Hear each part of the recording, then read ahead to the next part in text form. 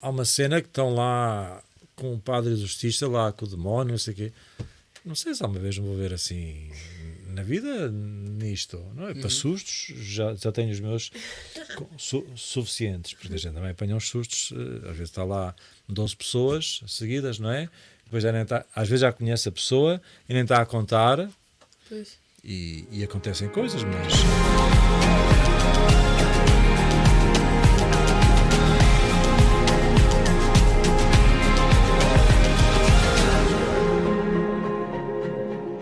Estamos aqui para mais um episódio do Nós na Aliança. Hoje trazemos a primeira entidade, não é entidade, mas a primeira pessoa franciscana no nosso podcast, o Frei Pedro, que teve a grande disponibilidade de vir aqui à nossa casa gravar um pequeno episódio. Vamos ver se vai ser pequeno. Temos algumas coisas aqui para falar com o Frei Pedro, muito também de nossa curiosidade, mas porque é um tema, e vão perceber ao longo do episódio, que pode ter alguns mitos, não é? Mesmo dentro da igreja, acho que às vezes há necessidade de mais informação e de mais estudo sobre as coisas que nós vamos falar hoje. Mas antes de partirmos, se calhar, para aí, dar também a oportunidade ao Frei Pedro de dizer alguma coisa de si, portanto, apresentar-se um bocadinho. Nós só fazemos uma exigência na apresentação, Frei Pedro. Pode dizer o que quiser, a idade, de que clube é que é. A única coisa que tem mesmo que dizer é qual é que é o santo preferido. Se bem que sendo franciscano, se calhar a pergunta já vai com rasteira, mas... Começas pelo santo? Não, pode ficar para o fim. Mas por acaso eu nunca pensei muito nisso. O meu santo preferido. Então a primeira pergunta era... Apresentar-se um bocadinho. Portanto, o nome, o que é que faz, onde é que trabalha, com quem? Sou o Frei Pedro Perdigão, dizia Camões, Perdigão perdeu a pena, não há mal que não lhe venha. Mas não é que tenham vindo assim tantos males a mim. E sou de Coimbra, nasci em Coimbra e tenho 55 anos e fiz o meu caminho essencialmente aqui como cristão, entre duas igrejas de Santa Cruz, porque morava ali perto. Fui batizado na Sevelha, era a minha paróquia. Depois, pelos 12 anos... Os meus pais mudaram para a zona dos Olivais, porque estavam mais perto do hospital, eram enfermeiros, e fomos para ali viver, e aí travei conhecimento com a comunidade franciscana dos frades, onde atualmente, na família ou na ordem onde atualmente estou inserido. Foi ali que eu cresci, que na fé, os meus pais sempre frequentaram a igreja, eu também a frequentava, eu digo com naturalidade, porque parecia-me natural para mim, para outros, se calhar não era tão natural. E depois fui crescendo com os meus sonhos da vida, aquilo que eu sonhava ser era piloto de aviões, e terei aqui perto, na Antanhola, o brevet. Podia vir aqui praticar. Mais tarde, pratiquei qualquer coisa. Mas o meu sonho... Sim, tirei o brevet. Mas isso quando estava já na universidade. E aliás, quando tirei o curso universitário, eu fiz engenharia geográfica, eu não tinha interesse nenhum em ser engenheiro. Era porque aquilo me dava currículo e também me ajudava, não é? No caminho da pilotagem. A engenharia geográfica tinha a ver com astronomia, cartografia, oceanografia, meteorologia. E tudo isto ajudava para fazer o curso. Aproximava da área, não é? E eu tirei o brevet no último ano da universidade e para mim foi isso que a minha realização. O curso foi um alívio quando eu terminei. Mas acabei por trabalhar como engenheiro, porque não é que tirar um brevet não me dá acesso à profissionalização imediatamente. Teria que tirar outro curso. Esse aí teria que se pagar e era bem mais caro. E então fui trabalhar como engenheiro, e durante o tempo de trabalho, porque foi um trabalho com GPS de cartografia pelos campos, naquele ano percorri acho que cerca de 40 mil quilómetros em jeep e carros e outras coisas, na zona centro aqui do país, e isto permitiu-me pensar em várias coisas, não é? Que acho que em perguntas já cá estavam no coração e que se calhar nunca tinha respondido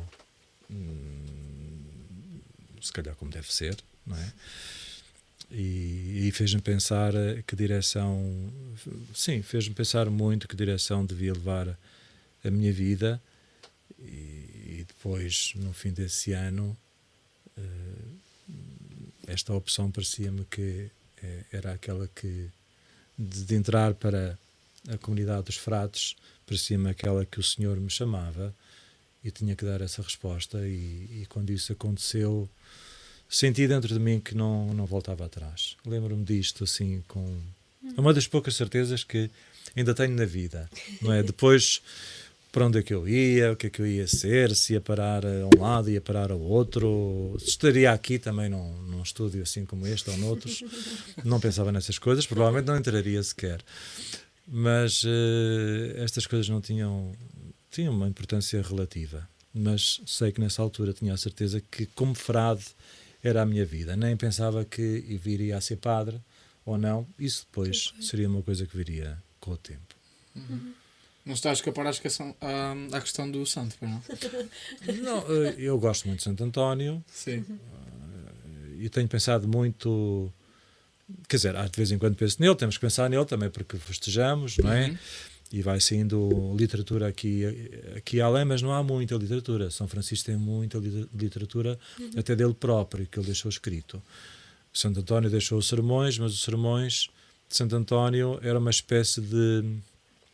eram comentários que, para os frades poderem fazer os seus sermões. Não eram propriamente sermões tirados, gravados. Era para ajudar os frades a fazerem os sermões. Mas gosto muito, há mais santos que eu gosto, sim. Bem, eu deveria gostar de todos os santos, em princípio, mas... Acho que estamos sempre todos, já sempre é aquele que... Gosto muito de São José também, bem, a Rainha Santa também, tem que ser, não é? Neste tempo de festejos temos que lembrar, temos que a Rainha lembrar. Santa Isabel.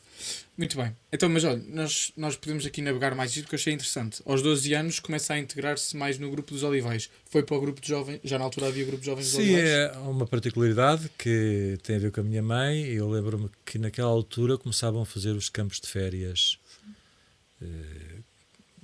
Os frades tinham para aí 2 ou 3 anos naquela altura. A minha mãe ouvia falar nisto e ali iam todos. Aqui era do mais pequeno ao maior, não havia divisões de grupos.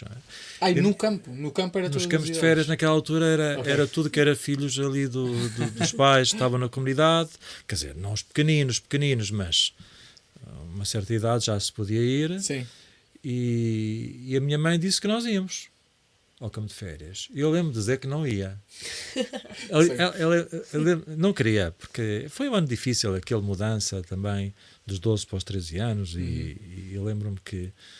E ela disse que íamos, e eu disse que no dia seguinte estava em casa, mas depois no dia seguinte já não queria voltar para casa. E aquilo marcou imenso, e a partir daí a inserção dentro do grupo de jovens e tornou-se uma coisa natural e bonita. Isso é uma parte espetacular dos pais. Os teus também te obrigavam a fazer coisas depois. Os escuteiros também não foste obrigada? Não. Foi mais o Virgílio, as aulas de música. Eu não queria ir. Também Mas escolinho atraía mais, não é? Os escuteiros. Eu quando fui para começar não queria nada. Odiava os escuteiros. Pois. E não tinha a versão de escuteiros e fui obrigado. Também, existe assim, ainda um misto de amor-ódio com os escuteiros em todo lado. Sobre os olivais não podemos dizer essas coisas. Ok, então, mas aos 12 anos começa a estar ligado aqui à comunidade dos olivais e isto é constante até o momento de entrar no ensino universitário. Frei estudou em Coimbra também, não é? Portanto, dos 12 aos 18 continua envolvido nos grupos, continuar a ir à missa, catequese, que não é catequese, é grupos jovens, não é? A propósito disto, eu quando faço catequese de adultos, sobretudo aqueles que vão adquirir os sacramentos, não têm, não é? Já são adultos. Uma das coisas que eu insisto sempre é que se querem fazer a catequese é ao domingo, um encontro dominical na comunidade. Essa é a catequese. E aquilo que eu faço com eles é para explicar porque é que eles devem fazer isso. Ok. Portanto, o para centro é o mim, domingo, o resto é complemento. A catequese, aprendi isto durante muitos anos. Os cristãos são chamados a ir à catequese para toda a vida. Sim. E a catequese, sobretudo, é ao domingo. Está lá o grupo, variado, mas é esse o grande grupo. Estou convencido disto. Se fossem todos, quase não era preciso catequese para ninguém. aquilo que se faz. Sim. Infelizmente há muitos que vão porque os pais obrigam, porque têm que estar preparados, já muitas vezes a desculpa é para serem padrinhos, madrinhas, e é visto muitas vezes como uma espécie de currículo. É preciso adquirir o estatuto ou o diploma e o cristão está feito. Mas o cristão é-se toda a vida, não é uma questão de currículo ou de diploma. É uma questão de encontro, e de encontro com o Senhor, sobretudo ao domingo. Mas e o Frei já tinha essa concepção na altura, porque estar no curso que estava e a fazer as coisas que fazia e mesmo assim ter... Os meus pais iam, para mim era natural, depois eu via às vezes também dentro do meu grupo de jovens algumas contradições, mas também depois entendi mais tarde, havia pais que nunca apareciam, não os conhecíamos. Era quando havia a festa da paróquia, que às vezes uns pais apareciam, ou então quando chegava o momento de fazer ou a comunhão, ou o crisma, ou assim, lá se via os pais, mas de resto não se viam. E fui vendo que quem conseguia permanecer num caminho mais constante, geralmente tinha os pais também por trás, que faziam este caminho já. Sim. Nós já temos tido vários episódios onde chegamos sempre a essa conclusão, não é? Sim. Que por trás... Não é garantido, mas é muito mais... Sim, ou seja, que o mais importante é que a família esteja coesa e unida e orientada Sim. para os mesmos valores. O resto, depois, com alguma variação, também temos chegado a essa conclusão. É engraçado. Mas o Frei está envolvido desde os 12 nos franciscanos, mas podia perfeitamente sentir e perceber que a vocação era o sacerdócio, mas não ser com os franciscanos. Houve algum momento em que percebeu, não, é aqui que mesmo que eu sou chamado a servir?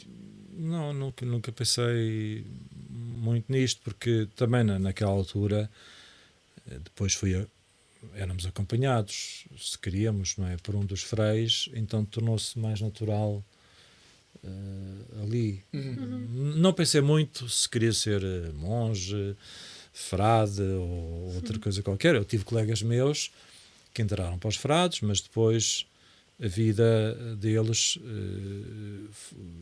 endereçou-se para serem padres diocesanos e estão felizes assim. E depois conheci outros que entraram mais tarde e eram já padres também diocesanos.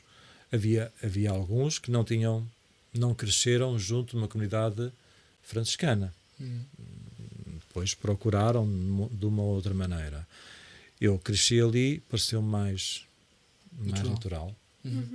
E o que é que marca um sacerdote franciscano? O que é, se tivesse que explicar a alguém que esteja a ver e que não sabe a diferença entre um sacerdote franciscano e diocesano?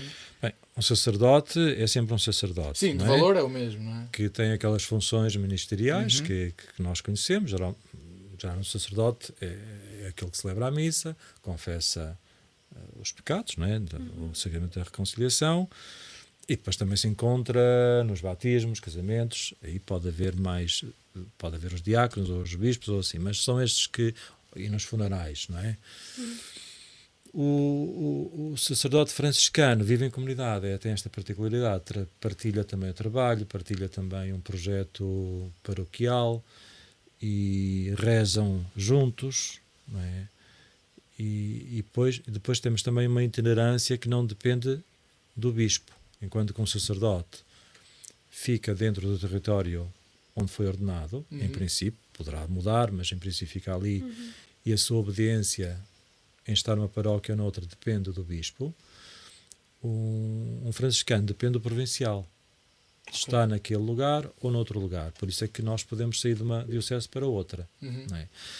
Embora nós não decidimos, é sempre com a aceitação do bispo local. É ele que sempre que determina se um pode ser ou não. O bispo, em princípio, aceita, confia no provincial e confia em nós. Não é? Mas se o bispo decidir que não, nós também não podemos estar. Sim, que portanto é como... Portanto, o chanceler também faz isso, os jesuítas também, não é? É a própria comunidade a perceber onde é que há a carência dos seus sacerdotes. Sim. É o provincial que determina pouco por onde vamos ou não. Agora estava a pensar... Antes do Frei Pedro ser sacerdote, primeiro tornou-se religioso, certo? Okay. Fiz os votos em 99, o noviciado fiz 98, 99, fiz os votos, os chamados primeiros votos, digamos assim, ou votos temporários, porque faço temporariamente por prudência da Igreja, porque acontece que às vezes uma pessoa depois percebe que não é o seu caminho. Mas foi em 99 e depois, só em 2004, fui ordenado diácono, ainda estava em Pádua, e depois ordenado presbítero, ou sacerdote, como é que costumo, ou padre, em Viseu. Sim. Tenho muita ideia de, não é para freios franciscanos, terem muito presente a questão do trabalho até manual, de isto ser até feito como parte da oração. O Ora e Labora é de quem? São Francisco? Não. Não, é, São- é atribuído a São Bento, Ok. este dito, embora dizem que pode não ser propriamente dele, Ok. não é? Mas é associado aos beneditinos. Ok. Ok. Ah. Então, Embora Igreja minha. o São Francisco dizia que os frades deviam trabalhar. E de facto, houve tempos em que, ainda há na Ordem Franciscana, tenho colegas meus que também estudaram a teologia e não foram ordenados padres. Não é? E aqui nós temos realidades muito paroquiais ou com funções sacerdotais. Não é? Mas nós temos conventos em que há frades que cuidam de muitos aspectos que não são diretamente que têm a ver diretamente com os ministérios sacerdotais. Quando pensamos numa casa em que temos um dos nossos frades mais doentes ou anciãos, não é? Vão descansar ou viver, há frades que cuidam destes aqui. Há muitas circunstâncias. E houve mais noutros tempos. Agora também, como há carência de frades, há uma grande redução, certas especializações já não se faz. Havia os frades cozinheiros, havia os frades agricultores, havia um pouco de tudo. Sim, todos se complementavam nas suas tarefas, não é? É. E existe algum tipo de ramo dos franciscanos que seja, por exemplo, contemplativo? Ou não? Bem, dizia o meu mestre que um cristão, para ser verdadeiramente cristão, tem que ser contemplativo. Porque o cristão quer conhecer a Deus. Sim. Então, mas havia um santo, e agora faz-me o nome, São Francisco de Sales, acho que era ele, que dizia que o cristão tinha que ser contemplativo todo, mas cada um no seu estado de vida. Uns de uma maneira, outros de outra. Nós temos formas de vida de conventos mais, chamaríamos contemplativos, mais dedicados à oração, se quisermos assim. Ok. Não é? Há outros onde somos mais ativos, mas a regra de todas as comunidades é a mesma para todos, o tempo de oração, de contemplação. E assim, só que é verdade que quando se tem paróquias muito grandes, que é preciso andar a correr de um lado para o outro, às vezes é mais difícil ter estes momentos. Mas todos somos chamados a tê-los durante o ano, a fazer uma paragem, a semana de exercícios espirituais ou de retiro espiritual, e também ter o nosso próprio tempo. Só para perceber aqui também linha do tempo, o Frei entra na universidade com 18 e começa a pensar pronto, esta vocação, 22 não. Foi o que eu tinha dito, não é? Só depois, portanto já com 22 depois, foi o que tinha dito há bocado, não é? Já não me lembro bem, mas com que idade é que foi? Eu tinha 25 por aí, que eu okay, estava a trabalhar. Sim. Portanto, já depois de tirar o curso e já até ter começado a trabalhar. Sim. Quanto tempo é que está depois no seminário? Isto vem para a pergunta que eu preciso fazer. Eu tive aqui um ano, ficámos aqui um ano em Santo António dos Olivais, não fomos logo. Porque para a Itália era o nosso destino, a nossa província italiana é a província de Pádua, e não tendo aqui um grande número de postulantes, então juntávamos àqueles que estavam lá. E foi no ano seguinte, em 1997, que fui para Pádua, ou perto, Treviso, mais um ano como postulante. Depois fiz o noviciado 98, 99, depois fiz os anos de teologia, os estudos até 2004. 2003. Depois fiquei um ano ainda, tipo, como chamam, de estágio, antes de ser diácono. E depois vim para cá. Sim. A pergunta vem, não é? Porque nós trouxemos aqui hoje o Frei Pedro por muitas razões, mas a principal, falar aqui também um bocadinho do que é, e corrija-me se eu estiver a dizer termos errados, não é? Porque isto tem termos específicos. Mas um bocadinho aqui. Já vamos ter que ligar. Mas exercer o Ministério do Exorcismo, pode-se dizer assim? Pô, isso é um pouco mais articulado, porque as coisas não aconteceram logo assim automaticamente. Uhum. E- Era essa a nossa dúvida. Como é que isto surge? Na própria formação do sacerdote? não, Começa a ir para essa especialidade? e há uma falta, não sei se agora está a ter mais atenção ou não, mas durante o nosso tempo de teologia praticamente nunca se falou de demónios, nem de inferno, nem nada. Lembro de um professor que disse que eram coisas que eram precisas ser faladas, mas não estava a fazer. Pronto. Depois, no meu caso, este ministério, como é que aconteceu? Eu, quando fui ordenado, acho que não pensava nestas coisas. Eu sempre acreditei que o demónio existia, o inferno existia, que havia pessoas que tinham problemas, embora não me apercebesse muitas vezes de que maneira e nem tivesse a capacidade de discernir como é que estas coisas aconteciam. A visão que eu tinha era um bocadinho dos filmes. Os filmes, a gente nunca fui ver os filmes, nem o Exorcista, nem outros filmes assim, mas às vezes passava na televisão uma série ou passava um filme qualquer que assustava, não é? E pronto, e depois ouvimos falar também de um santo ou outro que expulsou os demónios, ou então ouvimos o Evangelho e Jesus expulsava os demónios, não é? E pronto, eu acreditava, mas embora eu pensasse que era uma coisa mais rara, que era uma coisa assim mais, não vou dizer localizada, mas pronto, era uma coisa incomum, não é? Que não fosse tão comum. E portanto, quando eu fui ordenado, e eu lembro-me ainda quando chegavam aquelas páginas do Evangelho em que Jesus expulsava os demónios, aí ainda era relativamente fácil, mas quando ele dizia aos apóstolos, ide e expulsai os demónios, e diz mais do que uma vez, e nós ficamos assim a pensar o que é que isto significa, não é?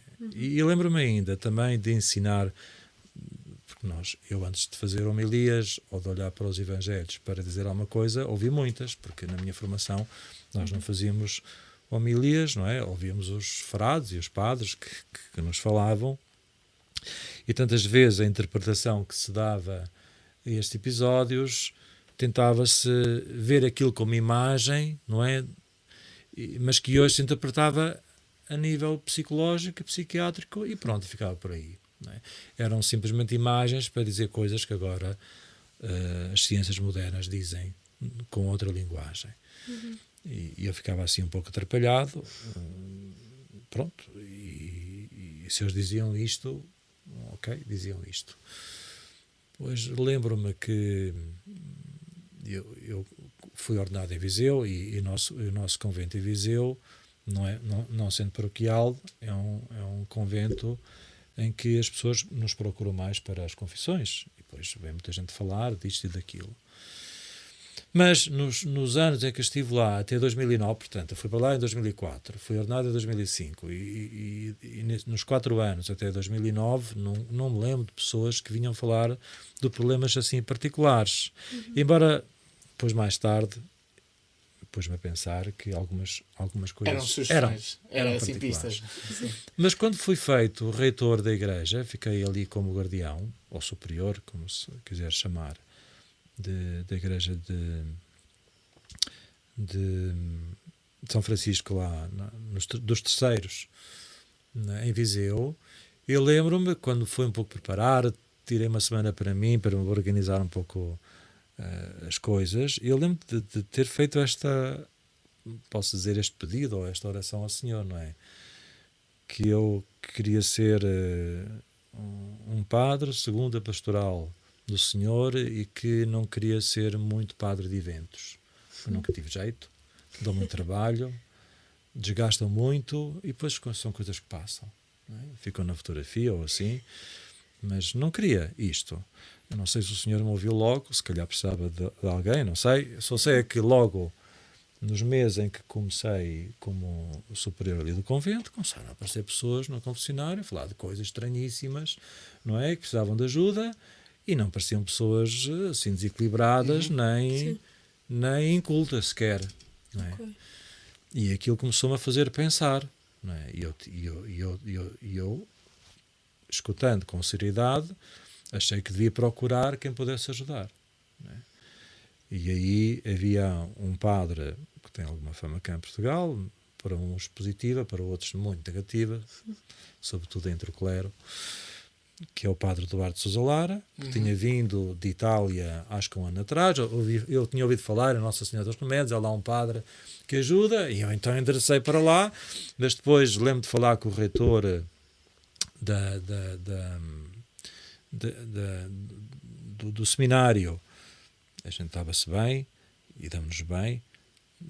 Falei nestas coisas e ele disse, olha, se quiseres falar com ele vem cá ensinar, porque ele ensinava ali, e falas com ele. Ensinar quem? O Frei? Portanto, não, o padre, sim, o padre Eduardo Sousa Lara, Esse ele é mesmo. doutorado, ele é teólogo, mas Sim. não sei em que área, e ele ia ensinar ali, porque o seminário de Viseu tinha os alunos também de Lamego e outros da Guarda, assim. Ele ia ensinar ali, então fui lá falar com ele para lhe perguntar sobre estas coisas, o que é que havia de fazer ou não. E ele disse-me, olha, o melhor é vir ver, né? À sexta-feira eu atendo pessoas, casos graves, até vem um muito grave na próxima sexta-feira, e se quiser ir ver como é, até me pode ajudar, e pronto, e a gente aprende. E foi aí que comecei a fazer escola destas situações. Ok. E entretanto o bispo de Viseu, que era o Dom Elida na altura, que deve ter tido um caso grave ou não, porque ele tinha começado a ser bispo também há pouco tempo, não sei se por que razão, me chamou para eu ver se ajudava lá nestas situações. Eu só me lembro que lhe disse que eu poderia ajudar, mas que era melhor, era por dentro, a fazer um pouco de escola primeiro, e quando eu achasse que podia estar pronto, Claro. que podia assumir este encargo. Ele queria nomear mesmo como exorcista lá em Viseu, né? Depois ele nunca chegou a nomear-me por escrito, porque basta que seja verbal. Ok.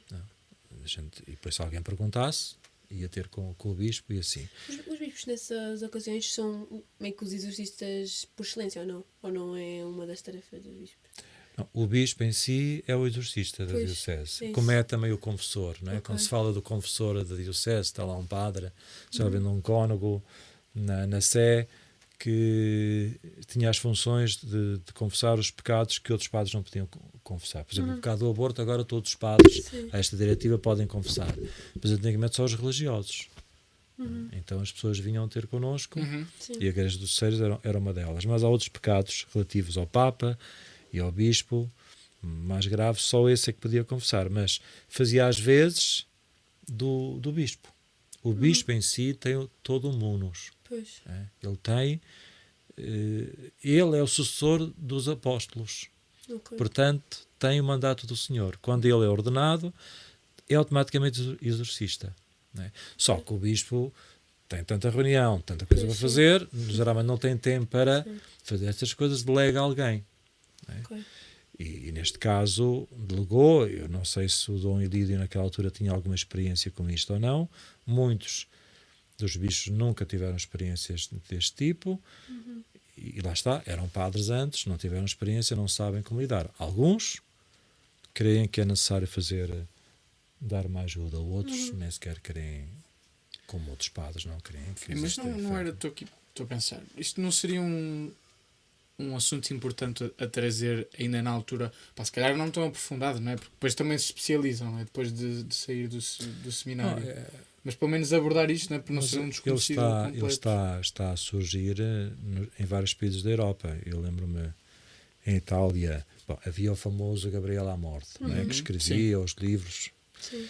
Depois, eu lembro quando vim embora, há uns anos para cá, começaram a nomear muitos exorcistas em várias cidades em Itália e também em Espanha. Não sei se em França. Não sei depois como é que escola é que fazem ou não, porque começou-se a perceber que havia muitos problemas, muita gente a necessitar de ajuda. É verdade também que existe um problema, que há padres também que querem muito ajudar e querem muito ser exorcistas. Tenho a impressão. E isto não deve ser assim. É uma das coisas que eu me apercebi. Eu não procurei sê-lo, não é? E foi o bispo que me pediu. Não é? E fiz isto durante 7 anos em Viseu. E o número de pessoas foi crescendo, porque depois umas falam às outras, depois umas vão sabendo. Ali na igreja ninguém sabia, ou poucos sabiam, nunca pus lá um cartaz. E eu lembro no último ano que havia pessoas que precisavam de ajuda e só foi naquele ano que descobriram que podiam ser ajudadas. E já me conhecia há muito tempo. E nas homilias eu nunca disse que eu faço isto ou aquilo. Disse que as pessoas que precisam ser ajudadas devem procurar e assim. Um padre. E lembro-me que isto foi crescendo muito e me ocupava muito tempo, embora eu fosse regrado, digamos assim. Eu à quarta-feira, que era o meu dia de confissões, recebia os primeiros casos, pessoas que vinham à procura a primeira vez, ouvia. Esse era um dia muito cansativo, porque depois, no último ano, eu praticamente atendia das 8 às 4 da tarde, nem almoçava. Não é? Assim fazia jejum. Era obrigado. Porque as outras pessoas também estavam ali à espera. Sim. Então, e à sexta-feira era quando eu marcava os casos graves. Era no outro lado, porque algumas faziam muito barulho.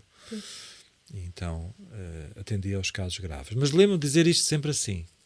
A minha vida, e isto me convenceu sempre. As pessoas precisam de catequese, precisam do Evangelho, precisam de crescer na fé e precisam de viver os sacramentos como o Senhor disse a todos os cristãos. Se não fizerem isto, pouco serve fazer os exorcismos. O exorcismo faz parte da minha vida ministerial. Faz parte, mas eu não sou isto, simplesmente. Mas para alguns era só isto. E isto também traz muitos problemas, e dissabores, e de desentendimentos, e silêncios também. Às vezes na própria comunidade, às vezes fora dela. Mas permitiu-me também, é interessante, às vezes anda-se à procura das periferias, hoje fala-se muito das periferias, não é? Ir às periferias, mas eu ali eram as periferias que vinham de todo lado, de todo o país, até do estrangeiro, porque depois em agosto vinham os imigrantes, ouviam falar, lá vinham eles. E eu conheci gente de todo o país, situações de terras que eu nem conhecia, e pessoas que não conheciam Viseu passaram a amar Viseu porque não conheciam Viseu anterior, iam ali, viam a cidade por causa deste motivo e traziam outras. Mas eu penso que trabalho não nos falta nisto. A coisa mais, acho que interessante que eu lembro-me ainda nos primeiros tempos era o fato da bênção, não é? Uma bênção, o efeito pode fazer. Por exemplo, e falo às vezes de objetos, a água benta, o fato de haver água benta de uma pessoa se benzer, não é? Mas reelaborei o meu pensamento também acerca destas coisas e olhei como as palavras do Senhor têm força, não é? Aquilo que diz o Evangelho é verdade, não é? E basta tão pouco, muitas vezes, para fazer tanto. De pessoas que não só muitas vezes andaram por bruxos, gastaram milhares de euros e de tempo, mas também andaram por médicos, andaram por psiquiatras, andaram por montes de medicamentos e com tão pouco ficavam bem. Sim. Eu acho que é isso que mais me incomoda na situação. Eu se calhar não estou a perceber bem a razão, mas nós, quando como igreja falamos disto com algum pudor se calhar excessivo, né? Quase como se fosse um tabu, nós corremos o risco de estas pessoas reais, com estes problemas reais, que percebem que alguma coisa se está a passar, acabam por se aproximar de coisas que lhes vão fazer ainda pior, né? Temos aqui estas religiões de New Age, né? Que as pessoas veem como a solução para os problemas que encontram, deste foro, né? Que é um problema espiritual e que se calhar não identificam logo como sendo. Ou seja, eu tento pensar no... Qual é que é a vantagem de nós falarmos disto quase que às escondidas, sobre esta questão do exorcismo e esta questão do demónio, e eu só consigo pensar em desvantagem das duas uma. Ou as pessoas realmente acham que pronto, isto é tudo uma grande tanga, não existe o demónio e etc. Ou se, eu quero acreditar que sim, pelo menos na parte eclesial, né, no clero, se sabe que isto é verdade, então tem que estar acessível à população. Não. O problema é que não sendo falado, ou não era falado, fica mais difícil de ser falado. não é? Se não se acreditava, houve gerações de padres que cresceram, não é todos, houve sempre quem acreditasse, mas houve gerações ou porque não foi falado ou não acreditavam. E depois isto aqui tem uma história mais para trás. Isto dizem, não é, que com o iluminismo, com o emergir das ciências, não é, que explicavam tudo. Agora já não é preciso acreditar no demónio e nestes fenómenos e assim. Pronto, está tudo explicado. E isto ficou desacreditado todo. Se antes dizem, seria preciso ler a história um pouco mais a fundo. Antes era tudo demónio. Qualquer coisa que acontecia, histeria, outros males. Depois deixou de ser demónio, já não era nada. Não é? O pêndulo foi para o outro lado. E estamos ainda nesta situação. Não é? Eu lembro-me, ainda quando eu estava em Viseu, e eu pertencia ao Concílio Presbiteral, porque tinha outros encargos lá e estava no Concílio Presbiteral. Quando os padres começaram a ouvir falar, que eu conhecia, estávamos bem, falávamos à vontade, começaram a olhar para mim. Assim, o senhor estava bem, não estava bem, o que é que se passava? Porque depois as pessoas falam, não é? Essas coisas. E depois começaram a perceber que eu era constante e até estava bem. Não é? Então, se calhar, pronto, estava a ajudar. Mas lembro-me de outros, como não se metiam nisto, também diziam, a rezar não faz mal a ninguém. Não é? E pensavam que até o efeito era este. As pessoas acreditam e quando querem acreditar numa coisa, aquilo faz bem. Então era mais isto. Quase que manifesta, não é? Tipo, mas há uma série de situações. Eu posso dizer um quadro, não é? Nós quando pensamos em exorcismos, pensamos a pessoas aos gritos. Sim, atadas numa cama, atadas numa cama. Existem casos assim. Existem casos assim, muito graves, não é? Mas a maior parte dos casos, não é? São casos que moem a pessoa, não é? Tipo, e revelam-se com depressões, revelam-se com doenças também que parecem normais, não é? E a pessoa não sai daquilo. Obsessões, pensamentos, dificuldades também na própria saúde, até doenças mesmo do fórum corporal. Eu lembro, uma pessoa tinha um cancro e não saía daquilo, aqui de Coimbra. Não saía daquilo, mas nunca mais morria, fazia os tratamentos mais horríveis que havia, não é? E afinal precisava de ser libertada. E quando isso aconteceu, nem os médicos perceberam o que é que se passou. E ela agora está bem. Sim. Esta pessoa não caminhava, não sentia sequer as pernas. Não é? Chegou a estar cega e pronto, só falava a morrer. Não é? Ela agora caminha, não está cega, trabalha, faz tudo normal. Não é? E o que é que era preciso? Era preciso oração de libertação. Portanto, também o demónio, e vamos dar-lhe o nome, ele manifesta-se através de uma série de doenças que na aparência são coisas normalíssimas. Sim. Biológicas e fisiológicas. Não é que sejam todas as pessoas doentes que a causa é diabólica. Sim, nem quer dizer que se estiver doente e fizer um exorcismo vai ficar curado milagrosamente. Não, geralmente a pessoa quando vem ter connosco à nossa procura é porque já procurou. Sim, já procurou todos os médicos, psiquiatras, e se calhar já procurou quem não devia também para ser ajudado. E muitas vezes aí está associado os pensamentos, medos que as pessoas em si não falam, têm medo. Porque têm medo que olhem para elas como malucas e fiquem na psiquiatria e não as tiram mais de lá. E têm medo de falar abertamente. Uma das grandes dificuldades que encontram as pessoas é não terem ninguém, sobretudo padres, que as escutem e a levem a sério. Esta é das grandes dificuldades que têm estas pessoas. E isolam-se e muitas vezes isso leva a quererem se matar porque já não sabem mais o que fazer. E lá está, se calhar voltamos um bocadinho àquele ponto que tinha dito, que é porque tem uma concepção de que se eu estou a sentir algum tipo de possessão ou alguma coisa do género, as pessoas vão achar que eu sou maluca como está naquele está naquele filme ou que está naquele vídeo e que vou ter que pôr um colete de força. Há também filmes que não ajudam eu nunca vi muitas séries ou filmes, mas eu sabia que, acho que não sei se era em séries, estes canais que transmitem séries, uma vez estava a ver uma imagem, já não me lembro em que circunstâncias, e havia um padre que entrou num quarto, aquilo era só sangue por todo o quarto, e depois era uma mulher que estava ali e quer dizer, fez o exorcismo com umas lutas assim estranhíssimas, mas isto não existe, os exorcistas não fazem estas coisas.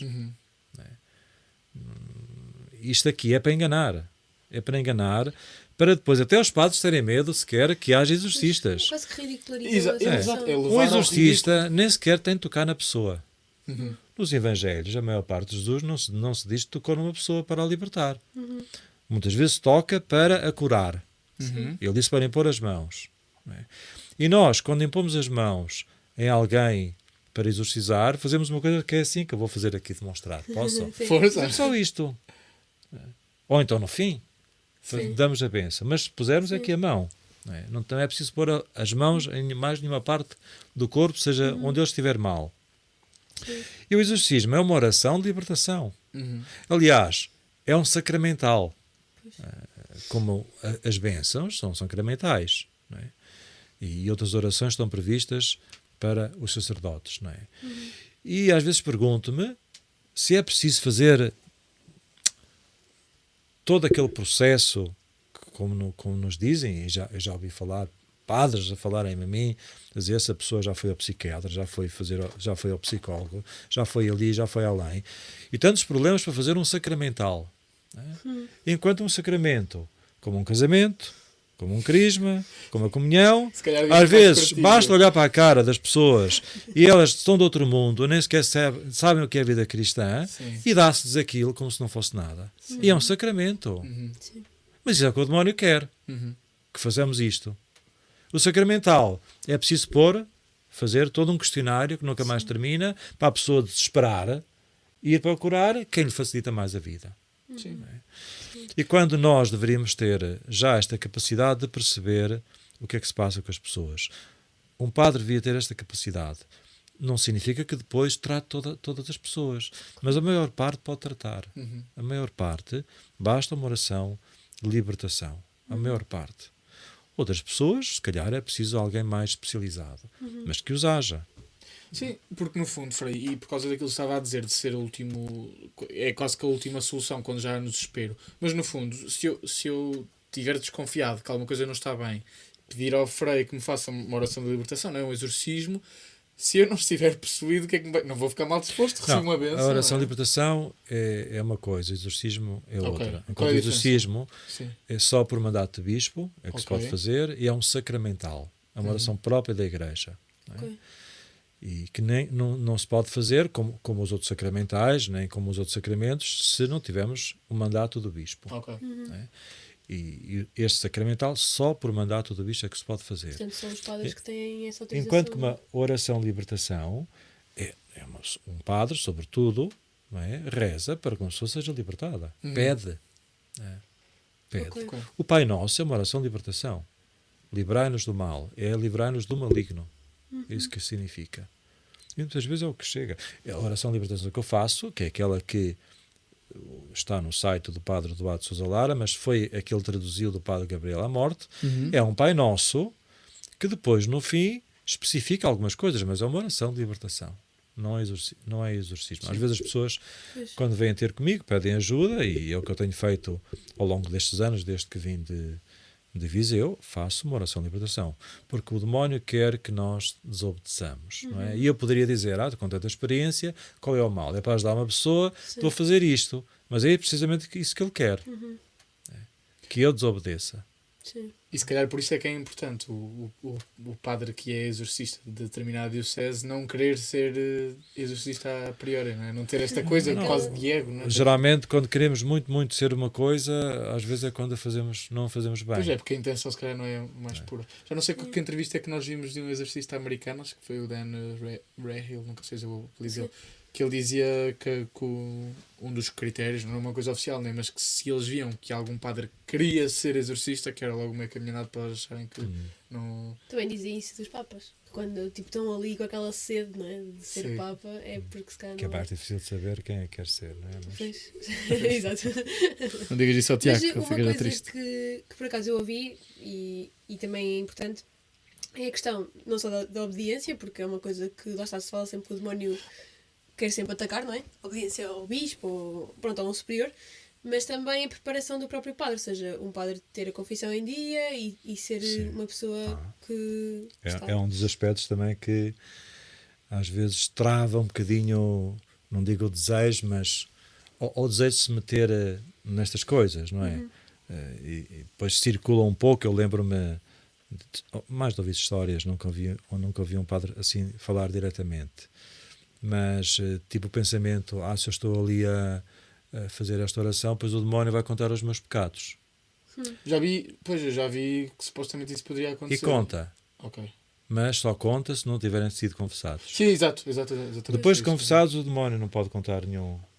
E já aconteceu de padres que se calhar não se confessavam devidamente, não é? E então, não é que quando nós nos confessemos temos que lembrar de todos os pecados. Há pecados que a gente não se lembra, mas no conjunto sabe Sim. aquilo que é grave ou não é grave, Pois temos e consciência. se confessou, ele não pode contar. Sim. E conta a nossa vida e assim, não pode fazer isso. Ele tenta enganar, mas não pode, não tem essa força. Não, Porque eu, é isso que eu ia perguntar. depois não pode deste- porque não consegue mesmo. É não, porque e também permite. há anjos também que nos ajudam, que vêm em nosso auxílio, não é? São Miguel e não só, que impedem que o demónio fale. Sim. Que o nós demónio gostamos fale e diga o que quiser. Mas ele tenta enganar. Eu lembro de ocasiões em que, eu lembro a primeira vez que fui ajudar alguém, não foi naquela, acho que foi naquela tal sexta-feira, a primeira vez que fui ele amigo para ajudar, estava a segurar a pessoa também, porque a pessoa não segurava, e eu lembro-me de, não sei, foi nessa ocasião ou foi noutra, mas lembro do demónio falar, através da pessoa, claro, a pessoa não se lembra de nada, de dizer, está aqui alguém diferente e é barbudo. É que está-se a referir a mim. Eu não conheço. A sério? Eu este não conheço. Assim, pronto, eu achei aquilo engraçado, mas depois às vezes tenta-nos pregar alguns sustos e ameaça-nos também de morte, que nos vai matar, que vai acabar connosco. Geralmente quando essas coisas acontecem é porque está a perder força durante o exercício. Desespero. Sim. Mas Mas isto não é que o demónio fala todas as vezes. Há ocasiões que fala, mas muitas vezes não sequer fala. Sim. A maior parte dos demónios são mudos, porque eles não querem ser reconhecidos. ok. A gente tem esta ideia que o demónio põe-se logo aos gritos e assim. Isso é quando ele está desesperado, se podemos dizer assim, e já não sabe o que fazer, foi apanhado e começa. Porque eu lembro de exorcismo de pessoas que não diziam uma palavra. E depois, a uma certa altura, aparentemente nem tinham nada. Mas depois começaram, revelou-se. Mas a maior parte são mudos e... Mas é uma fala, ou seja, é uma fala normal como se fosse a pessoa que está a dizer. É agressiva.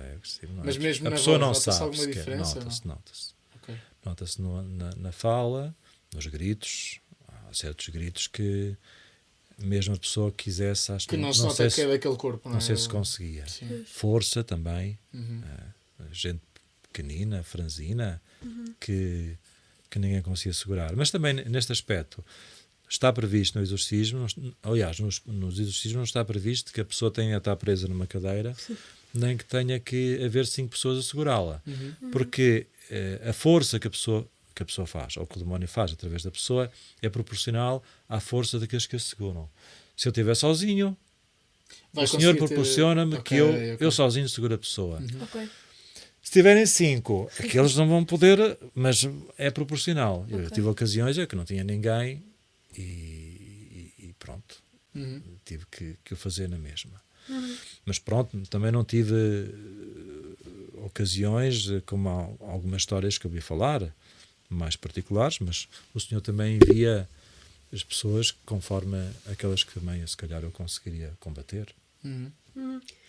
Uma pergunta que é, para uma pessoa ser, ou seja, receber o exorcismo, ela tem de querer ou já há estados em que ela já nem consegue mostrar essa Consentir. Há a vontade? pessoa, Sim, a pessoa, a vítima. há pessoas que chegam lá, e eu lembro deste primeiro caso, a pessoa nem sequer estava consciente. Ok. Dizem que há 6 meses nem sequer falava.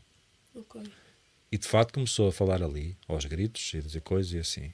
E depois, passados uns meses, eu ainda a segui, ela já tinha outro olhar. Depois é preciso este processo. Aquilo que é importante para libertar, uma coisa é nós libertarmos, não é? Depois é preciso que a pessoa se una ao Senhor, porque há uma passagem no Evangelho, ou nos Atos dos Apóstolos, que dizia: todos aqueles que se aproximavam de Jesus, o Senhor, eram curados e libertados. E esta aproximação não é só física. Havia muitos inimigos que se aproximavam de Jesus. Claro. Mas é uma proximidade de coração, de comunhão com a vontade dele. E este é o grande trabalho do exorcista. Perceber que a pessoa precisa de exorcismo. Quando vinham ter comigo, não é? Se vinham ali é porque alguma coisa estava mal. Claro. Eu podia tentar fazer o jeitinho do profeta, que passa qualquer coisa consigo, não é? Mas é como um que vai ao mecânico, se calhar passa-se qualquer coisa com o carro, não é preciso dizer. Um vai ao médico, passa-se qualquer coisa, não é? Um vai ao advogado, qualquer coisa deve estar a passar, não é? Não é preciso adivinhar. Não é? O grande trabalho que mais me desgastava a mim não era fazer a oração, sobretudo quando eram as primeiras vezes que a pessoa vinha, era ouvir a sua história, o que é que tinha acontecido, o que é que se passava, se conseguíamos ouvir, não é? Nos casos em que conseguimos ouvir. E muitas vezes estas pessoas tinham uma vida destruturada em termos eclesiais, missa não iam, confissão não iam, rezar, sabe-se lá como, não é? E fazer a catequese para fazer reencaminhar outra vez para a missa dominical, a confissão, se era possível também, havia ocasiões que nem isso era possível, mas pelo menos de entrar em comunhão com a verdade. Ok. Porque a comunhão começa com a verdade, uma pessoa entender que esta devia ser a vida. Pode até não poder, mas entrar em comunhão com a verdade. O ladrão entrou em comunhão com a verdade. Ele não estava à mesa do Senhor, não foi comungar, mas disse Jesus: hoje estarás comigo no céu. É? E este é o trabalho mais difícil, mas também é o mais belo de ver. Eu lembro de famílias, às vezes vinha a família, eu lembro de uma família, até que casei, e era ele, estava mal, ele não estava nada crente, mas a esposa ouviu-me. Depois acabei por fazer a oração e ele sentiu-se melhor, assim de repente. Mas ele não estava nada crente. A partir daí mudou o pensamento. E depois ver as crianças, estavam ali, pequeninas, também a ver o pai a ficar bem. Sim. Isto mexe. Claro. E depois podemos entender como é que Jesus tinha toda a gente atrás dele. Também, multidões. Porquê? Porque havia sinais de que a sua palavra é verdadeira. Porque isto é que é mais difícil. Às vezes muitas vezes as pessoas pensavam que eu tinha um dom, que tinha energia, para ter todos estes pensamentos. Eu dizia: olha, o dom que eu tenho vem do bispo. Ele pediu para fazer isto, não é? Mas quem salva é o Senhor. Eu só estou a dizer as palavras dele. Não é? Ele é que salva. Ele é que liberta. Eu faço isto em nome dele, não em meu nome. E às vezes víamos que havia conversão. Havia outras pessoas que queriam era ficar bem, não é? Depois iam embora, depois voltavam ao mesmo. Pois, exato. Muito mais fácil haver reincidência. Olha, vamos só fazer aqui um curto intervalinho, que já temos também coisas para falar na segunda parte. Também vamos nos refrescar um bocado, que está calor aqui, e voltamos já de seguida. Sim.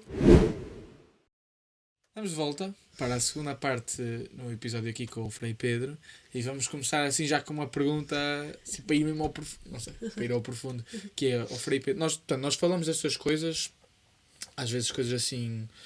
O Frei disse que a maior parte até é preciso só uma oração de libertação, não é preciso fazer um exorcismo. Portanto, acredito que a maioria seja super calma. Mas se houve alguma vez em que o Frei, especialmente nas iniciais, teve medo, se sentiu medo quando esteve presente em exorcismos? Nós temos as nossas ocasiões assim de sustos, sobretudo quando, ao início, se nós não sabemos, apanhamos alguns sustos, não é? Ouvir gritos, certos olhares que as pessoas fazem. Isto é que o demónio faz através das pessoas. E se não estivermos acompanhados, quando estamos sozinhos pode acontecer isto. Ou até num primeiro atendimento, estamos a ouvir a pessoa e estamos a conversar, porque é muito importante escutar esta primeira parte de ouvir bem o que é que se passava com a pessoa. e houve ocasiões em que se tocava pontos de verdade que a pessoa não se tinha, estávamos a chegar lá e de repente alterava-se e a gente não estava a contar e apanhei alguns sustos, não é? Mas não como se vê nos filmes. Isto não acontece assim propriamente. Sim. Mas isto faz parte da nossa vida, vamos dizer, profissional. Se quisermos assim. Hoje tínhamos o episódio dos demónios que querem ir para os porcos e depois os porcos vão para o lago. Não é? Não, assustaram-se, estavam lá, não é? E estava a dar cabo do negócio. Mas quando vemos uma pessoa, a certas situações que não estamos habituados, não é? E não achamos normal, podemos assustar e querer chamar o INEM. E já me aconteceu, uma pessoa vinha ter comigo, ela chegou antes do tempo, desmaia no meio da missa, chama o INEM, eu sabia o que é que se passava, pronto, o INEM veio, esteve a observar, e não sei o quê, não a levou, e depois eu tratei dela e ela saiu a andar como deve ser. Mas os sustos acontecem geralmente quando não estamos habituados a tratar destas situações. E depois, Pois, eu ia só perguntar, também sabendo que está do lado da verdade, não é? Também deve dar assim, de género, o Senhor também prepara o coração dos sacerdotes, ou tenta fortalecer. não, a dizer a verdade, isto tudo que assusta muitos sacerdotes, até de ouvir falar, só de ouvir falar, a mim deu-me muita paz no meu ministério pastoral. Porquê? E a paz, sobretudo, em que eu olho para os evangelhos e digo, é mesmo assim. Não tenho que estar a inventar imagens, não tenho que estar a inventar... bom, isto pode ser que seja forte, não é? Não tenho que estar a inventar imagens ou histórias para explicar coisas que eu não estou a entender que se apresentam, que o Senhor que se apresentam nos evangelhos. É mesmo assim. Aquilo que acontece nos evangelhos é mesmo assim. Não é? E também o Senhor resolve as coisas como diz no Evangelho. Isto a mim, a partir de 2009, 10, mais ou menos por ali, deu-me imensa paz quando chega a hora de olhar para os Evangelhos e também de falar deles. No sentido em que deu-me paz, neste sentido de que é verdade. Sim. Que é verdade aquilo que Jesus diz. Depois, se uma pessoa explica melhor ou não, há muitas ocasiões em que temos de ter cuidado, porque se não estão habituadas a entender as coisas como elas devem ser entendidas, temos de ser prudentes também a explicar. Mas este é o nosso caminho. Tenho uma pergunta para o Frei que eu nem sei bem como é que eu a vou fazer, mas é, ou seja, quando alguém ouve estas histórias, se for ainda por cima alguém que tenha a tendência de ser muito incrédulo, não é? Pode achar, ok, o Frei viu alguma coisa, o Frei ou quem quer que faça isso, né? Viu alguma coisa, mas depois aquilo também largou a imaginação na cabeça e exagerou o que viu, etc. E a minha pergunta para o Frei é, qual é que é a probabilidade de não ter visto o que viu? Ou seja, de não ser assim... Como é que eu vou formular isto? Era óbvio, ou seja, quando o Frei estava lá, era óbvio que não, isto não é deste mundo, isto é uma influência maligna.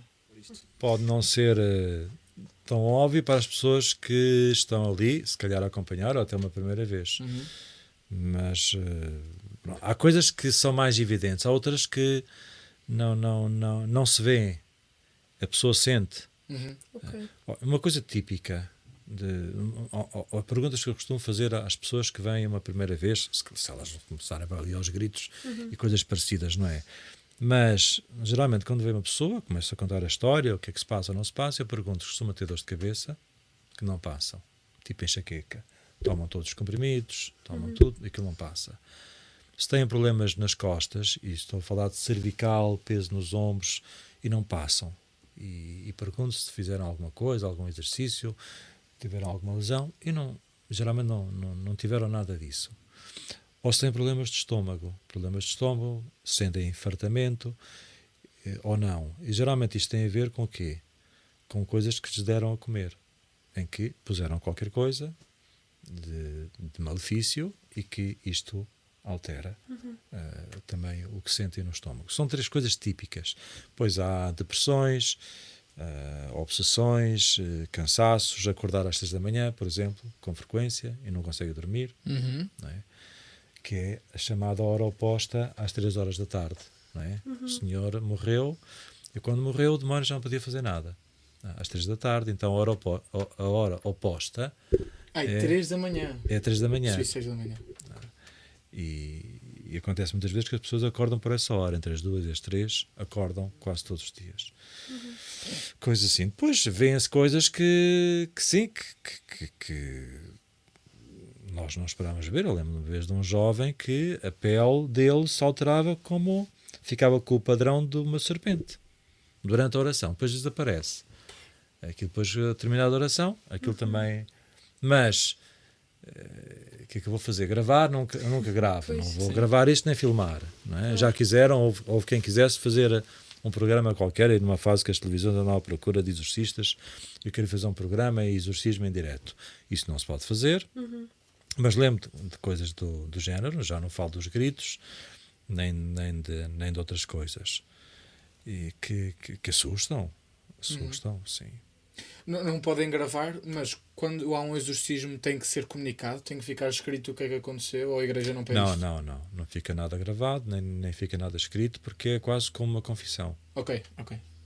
Sim. A pessoa tem direito à privacidade e nem nós podemos contar o que se passou diretamente, nem fazer referência a ninguém, a não ser aos parentes que sabem, estão a acompanhar, ou à própria pessoa, que a própria pessoa nem sabe, muitas vezes, o que é que está a passar. Antes de passarmos aqui para uma parte mais, se calhar, de teologia, tinha só aqui uma dúvida de curiosidade para o Frei. O Frei disse que, portanto, já sabia disto, já tinha ouvido falar até no seminário, mas que não tinha bem a noção até da quantidade de pessoas que precisavam desta ajuda. Não de certeza que não sabe o número correto. Mas se tivesse que adivinhar, se mais ou menos, quantos exorcismos é que já esteve presente, quantos é que acha mais ou menos que seria? Ou seja, chega às centenas? Sim, eu tive muitas. Tenho, Ah, não sei, deixei de contar. Eu tenho uma lista de telefone que eu depois anotava os números de telefone das pessoas e nunca fui fazer a contagem sim. das pessoas. São mesmo muitas. Porque nós estamos aqui a falar, e até eu, que estou aqui na conversa, estava com a sensação, ok, foram tipo 20, 30, estamos aqui a falar de um universo de 20, 30. Não, muito mais. É isso? Não, centenas. Ok. Se não for 1000 ou mais pessoas. Não é? A minha lista telefónica ultrapassa muito e há pessoas que eu nem me lembro já. Porque há pessoas que passaram 1 ou 2 ou 3 vezes, há pessoas que vieram com muito mais constância, mas passou muita gente, tive conhecimento de muita gente mesmo. E também neste aspecto, que penso que seja importante, não é? Para nós não nos assustarmos demasiado. É uma percentagem pequenina daqueles casos em que gritam, pronto, aqueles de filme, se quisermos chamarmos assim. Mas também nos Evangelhos não é uma grande percentagem. Aparecem estes, mas depois Jesus diz que expulsou os demónios, algumas com gritos, mas outras sem gritos. Não é? Sim. Quando eu falava das costas, havia aquele caso daquela mulher que eram 18 anos, acho que eram 18 anos, estava encurvada das costas e diz por causa do demónio. Jesus libertou do demónio e ela endireitou-se. O problema das costas. Sim. E como outros, muitos casos. Mas eu penso que é importante também dizer isto. O nosso trabalho é um bocadinho como o trabalho de um médico, ou se calhar como um médico de antigamente, não é? Que tinha casos graves, de vez em quando, mas a maior parte, como os médicos fazem consultas, a maior parte ouvimos as pessoas, passa-se qualquer coisa, não é? Que aparentemente não é de filme. É. Sim. Só que lá está os casos dos filmes. Se quisermos fazer um filme sobre exorcismos, temos de pôr uma coisa que seja, não é? Que capte a atenção, não é? Senão ninguém faz. Como também nos casos dos médicos, quando se faz um filme, tem que se pôr coisas graves lá a acontecerem, ou dos bombeiros, não é? Não vão pôr os bombeiros que vão apanhar o gatinho. Tem que ser incêndios, coisas pronto, não é? Sim. Como num filme de guerra, tem que se pôr alguém a combater e acontecerem muitas coisas, mas na guerra há logística, há 1000 coisas que se fazem. Não é? Também neste trabalho, a maior parte das pessoas, falando como médico das almas, precisam de ajuda, de oração de libertação, ficam com muito mais aliviadas, mas não são casos graves. Não é? Depois há também dentro os casos graves que é preciso tratar. Claro. Não é? Mas muitos destes casos que não são graves sentem um grande alívio na vida. Porque andam ali a moer. É como aquelas coisas que às vezes passam connosco, que andam ali, não matam, não é? Não matam, mas alteram a nossa vida. Não é? E que nós poderíamos ajudar. Não é? E muitas vezes estas coisas passam simplesmente se a pessoa se aproxima do Senhor, se tem uma vida cristã como deve ser. Não é? Aqui ajudamos só a recompor a vida. Sim. E neste sentido, posso dizer que se, eu digo isto, se, vou exagerar, 50% das pessoas na paróquia onde eu estou viessem para receber oração, inclusive aos padres, para receber oração de libertação, se calhar encontrava mais alívio. Porque todos somos atacados. Jesus foi atacado pelo demónio, foi tentado. Sim. Sim. E era Jesus. Claro. Só que ficou pelas tentações. Não é? Mas o demónio quer mais. Então, na nossa história, há familiares, muitas vezes os males que vêm ter connosco é de familiares, invejas, maldições, e a gente não sabe como é que chegaram até nós. E às vezes estão ali à espera de sermos libertados. É engraçado ter dito agora a percentagem, porque eu estava na cabeça com uma pergunta também de percentagem, mas era diferente, que era dos casos todos que lhes chegam e das pessoas todas que lhes chegam a contar alguma coisa deste foro, qual é que é a percentagem daqueles que não é assim tão grave, basta aproximar-se mais de Jesus dos sacramentos ou até fazer uma simples oração A maioria. A maioria. Mas a maioria é que é 50% ou chega bem mais? Bem, os que vêm diretamente ter comigo geralmente são histórias ou começaram a fazer, reconverteram-se, retomaram a sua vida espiritual, ou estão a precisar. Ok. Mas isto é como isto dos demónios, é perguntar se as pessoas têm bactérias. Há 2 séculos, se calhar, que é isso? Isso não existe. Ninguém sabia das bactérias, pois não. Não. Agora é normalíssimo que toda a gente tenha bactérias, não é? E nem sempre significa que estão a fazer mal, diretamente. Então, que o demónio esteja à nossa porta devia ser normal. A gente contar com isso, não é? Não significa que consiga fazer sempre mal. Não é? Agora, não querer que ele esteja é como ir ao hospital e o médico diz que não acredita que existam bactérias. Isto, não sei se vou a este hospital, melhor ir a outro. Sim. Eu ia fazer uma pergunta, não sei se vais avançar já para essa parte. Mas força. Que é, como médico das almas, qual é que é a receita assim mais... assim, de resumido, que se pode passar? Mas essa é uma boa pergunta para o final. Não é? Pronto, Para ok. finalizar com isso. Não, isto estava aqui também, mas que é mais para o final. Tá bem. Porque eu ia pegar mais nesta questão do vai-se a um hospital onde os médicos não acreditam que a pessoa tem o problema que diz ter, não é? Não acreditam nas bactérias, como foi a analogia que disse o Frei. E a minha pergunta era mais também aqui da parte da igreja, não é? Porque a igreja é este hospital. O que é que a igreja diz, se é que diz alguma coisa concreta, em relação ao demónio e em relação à possessão? Isto é uma coisa que é transmitida muito objetivamente, ou mesmo na própria igreja? Não, há o ensinamento, se formos sérios, vamos ao Catecismo da Igreja Católica, está lá, é explícito. Não é? Nós também, em algumas orações, não é? Até quando a pessoa vai ser batizada, não é? Está lá a renúncia ao mal, não é? E fazemos isto também, está previsto até na missa, em certas ocasiões, de renunciarmos ao mal, não é? Ao demónio. Não é? Portanto, está lá, pelo menos por palavras, nominalmente. Depois é ensinado também na doutrina, porque não é, o Catecismo da Igreja Católica expõe a doutrina, mas não é só o catecismo, porque é uma coisa mais atual. Não é? Mas o ensinamento está lá.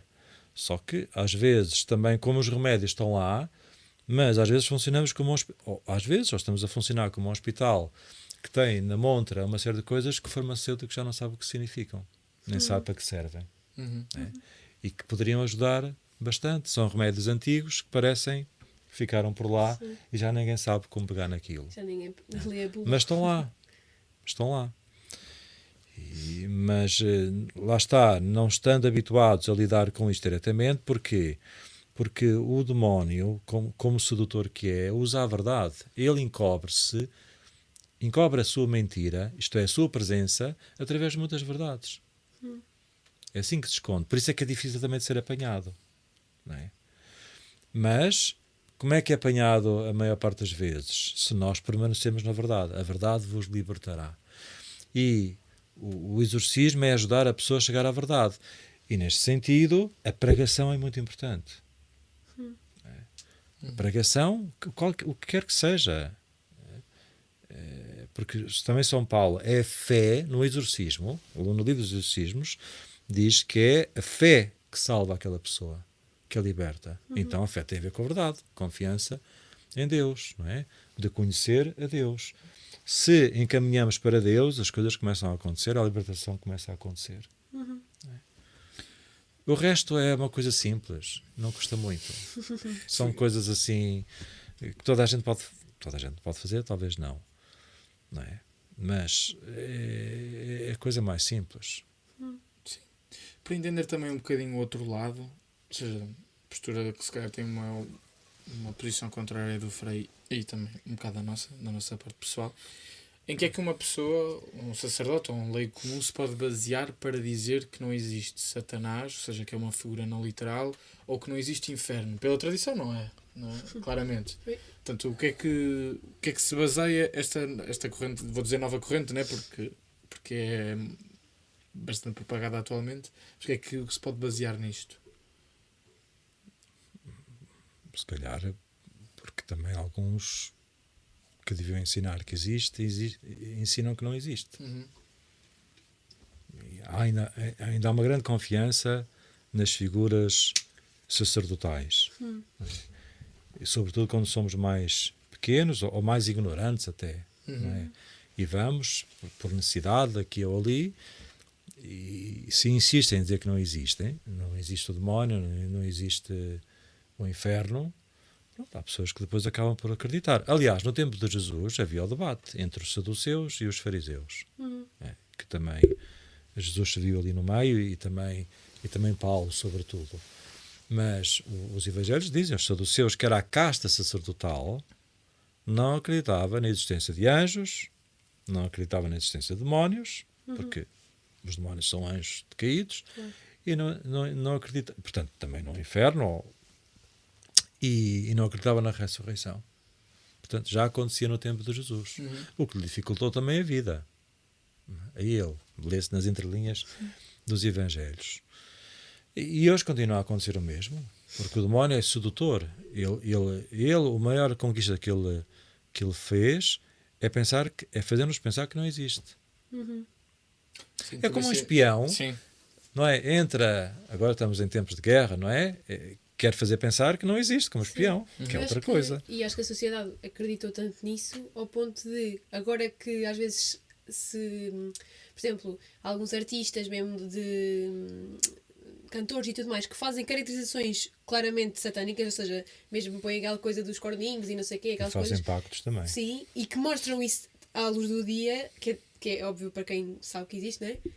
As pessoas mesmo assim acham que é só uma brincadeira, ou seja, não acreditam que realmente aquilo é um pacto ou que é uma expressão real do que é o esconder à vista de todos, não é? Se calhar o que as pessoas pensam. Mas também está a acontecer com uma série de séries que usam a magia e o fantástico, não é?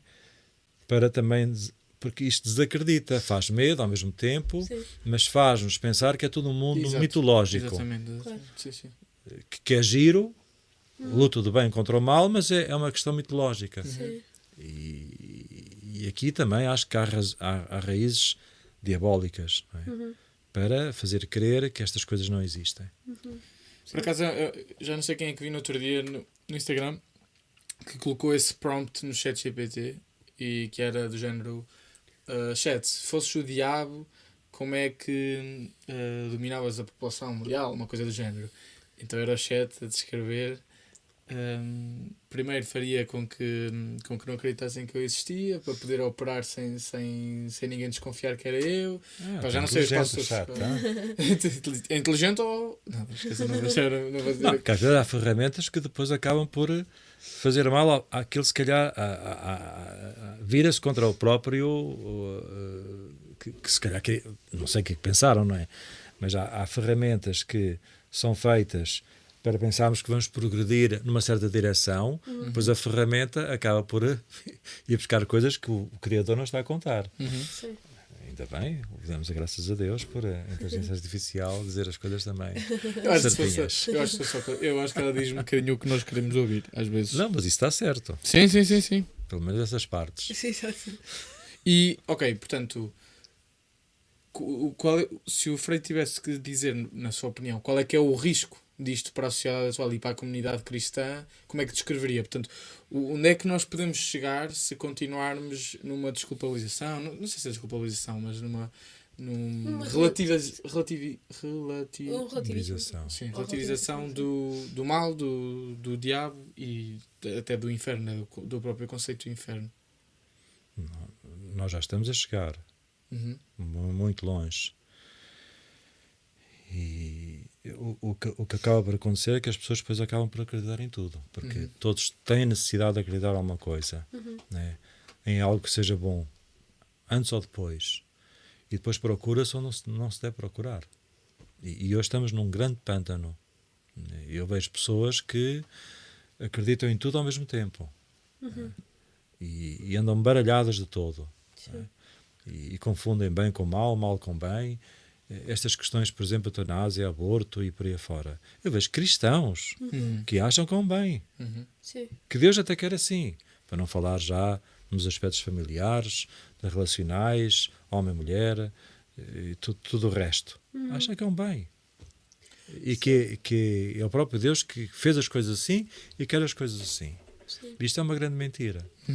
E dentro também disso, qual é que é o impacto que pode ter, por exemplo, algumas famílias ou pessoas em casa terem alguns elementos que não são cristãos? Por exemplo, há muito aquela coisa do olho do mal olhado, essas coisas assim, que às vezes parecem muito normais e que as pessoas têm porque acham As bonito. pulseirinhas também. Sim, ou esses elementos, pronto, não sei, depois também se calhar tipo Budas e essas coisas assim. Ou seja, isso pode ter alguma influência maligna nas pessoas? Benigna é difícil que tenham. Pois. As pessoas procuram certos símbolos que se põem em casa é para terem sorte, porque pensam que é uma espécie de bênção. Mas tudo o que é falso ou supersticioso tem origem diabólica, tem origem no mal e atrai o próprio demónio. Não é? É um bocadinho como aos símbolos desportivos, não é? Se eu tiver um leão em casa, naturalmente vou atrair os leoninos, não é? Mas os águias vão olhar comigo com aversão, tudo dependendo depois da relação que tenho com essas pessoas ou não. Sim. Mas os símbolos atraem, são mesmo assim, não é? E se andamos com os símbolos, em vez de uma cruz, em vez de uma imagem de Nossa Senhora, em vez de, sei lá, pode ser também uma imagem de um anjo ou até de um santo, não é? Vai atrair o que é mau. Sim. Se não andarmos com aquilo que deve ser. E as pessoas não se apercebem disso. Eu, se for para um país, agora fala-se muito nos países muçulmanos, mas há países muçulmanos que, se levar a cruz no peito, abertamente, eu posso ser insultado, se não for pior. Insultado acho que seria a melhor das hipóteses. Portanto, e como noutros tempos se vinha um muçulmano também para aí, noutros tempos, se calhar acabava na fogueira ou assim. Não é? Mas os símbolos têm força. Sim. E há uma série de simbologias que se andam, como nas tatuagens e outros, que as pessoas não sabem onde se estão a meter. Nem que as estão a chamar, a apelar. Claro que depois há símbolos que são muito mais fortes. Não é? Depois há pessoas que fazem pactos também, chegam a certos níveis, que aquilo torna-se mesmo manifestamente perigoso. Mas nem sempre se apercebem daquilo que trazem consigo. E é uma desvalorização, descredibilização, que até acho meio estranha, do género. Isso que o Frei disse, teria muita dificuldade em uma pessoa, digamos, normal, assim, da sociedade atual, acreditar. Mas se calhar os signos, ou os reikis, ou as energias já acreditava. Sim. Mas mesmo até dentro dos próprios cristãos, quer dizer, então nós acreditamos que Jesus ressuscita Lázaro, né? Traz Lázaro dos mortos, ele próprio ressuscita, né? Tantas coisas, tantos milagres absurdos que ele fez, mas depois acreditar que existe o demónio, que está explicitamente dito, não é? E que ele pode interferir com a nossa vida já é demasiado extremo para acreditar, não faz assim grande sentido, não é? Parece mesmo que é alguém que está aqui a tentar... Mas também é verdade que alguém viu alguém ressuscitar dos mortos. Não vimos Jesus ressuscitar dos mortos, mas tipo como o Lázaro. Alguém viu ressuscitar. Mas Jesus também disse e acho que é no Evangelho de São Mateus, quando manda os discípulos em missão, diz: ressuscitai os mortos. Uma palavra que sempre me impressionou. Não é? Mas também já tive a ocasião de ver disto. Não é ressuscitar os mortos que estão no cemitério. Bom, ali estão no cemitério, já foram sepultados e assim, pronto. E no caso do Lázaro não foi enterrado, é uma sepultura diferente e assim. Mas eu já vi capelães, não sei até que ponto acreditavam ou não, que médicos chamavam para, médicos ou outros, para lhe darem a unção, não é? Sim. E eles diziam: esta pessoa não passa daqui, está morta. Não é? E saíram de lá, vivas, e a caminhar, e voltaram a viver. Eu lembro de uma ocasião de uma mãe, isto é a história mais complexa, mas que passava-se em Inglaterra, que a filha estava a morrer, depois o coração, os médicos tinham decidido que iam desligar a máquina. Eu estava numa reunião em Fátima, ainda me lembro, com religiosos. Não, era em Viseu. Ia ter essa reunião e eu pedi-lhe: olha, eu vou para uma reunião e lembro-se daquela passagem do Evangelho: onde estiverem 2 ou 3, tudo o que pedires eu farei. Não é? Nós vamos rezar, digo aos médicos que não façam ainda isso. E nós foi à reunião. Eu disse que havia uma pessoa que estava em Inglaterra, passava-se isto, a filha estava a morrer, mas disse: onde estiverem 2 ou 3, tudo o que pedirmos, o Senhor o fará. Vamos rezar aqui todos, 1 minuto em silêncio, não é? E pedir para que esta pessoa fique bem. E nós rezámos ali, fizemos a reunião. No fim da reunião recebo uma mensagem e a mãe a dizer que a filha não tinha morrido, não é? Que voltou à vida. Não é? E perguntei que horas tinha sido. Foi a hora em que nós tínhamos rezado.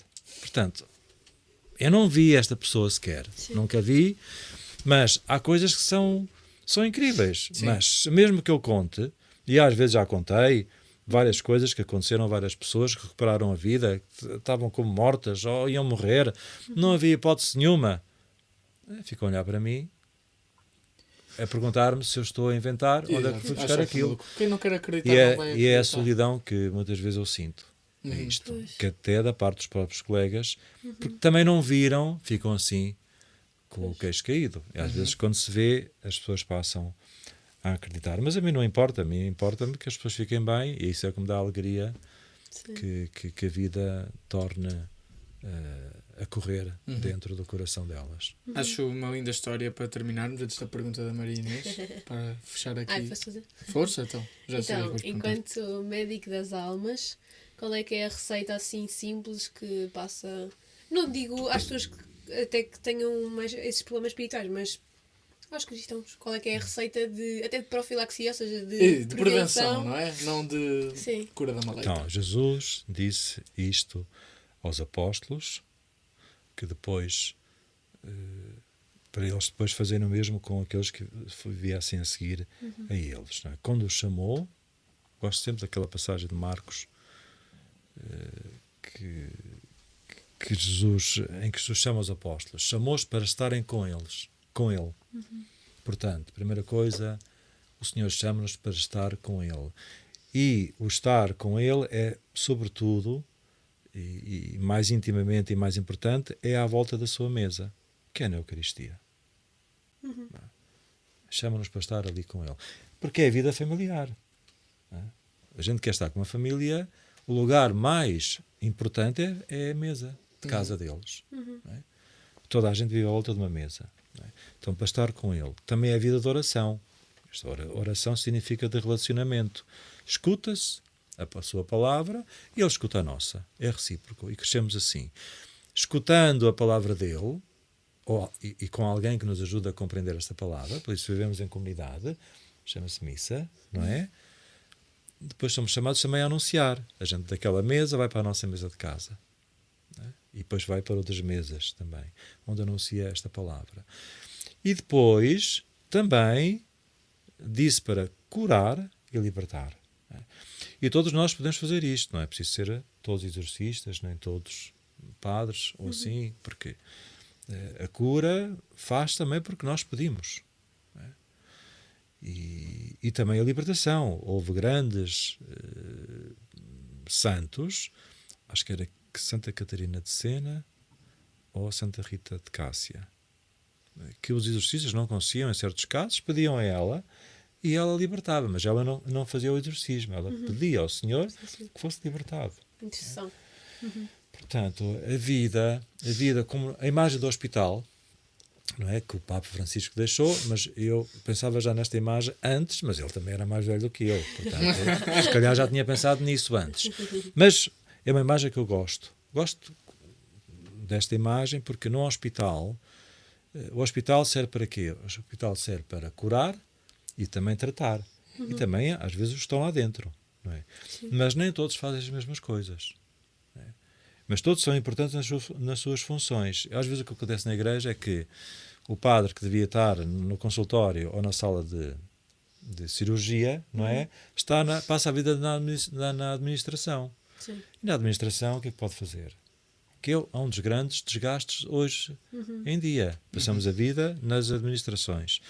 Enquanto que um porteiro ou uma porteira que pode não parecer nada, mas pode ser aquele que salva aquela pessoa, porque indica o lugar para onde ela deve ir. É? E se calhar ser salva. Portanto, eu gosto desta imagem de um hospital e gosto de ver as igrejas como um centro de saúde, ou se forem muito grandes, basílicas são hospitais. Mas é assim que eu gosto de ver desta imagem da igreja. Se calhar pôr lá mais vezes os pés, não é? E sobretudo na hora da Eucaristia dominical, pode ser aquilo que salva verdadeiramente as nossas vidas. É aquilo que salva as nossas vidas.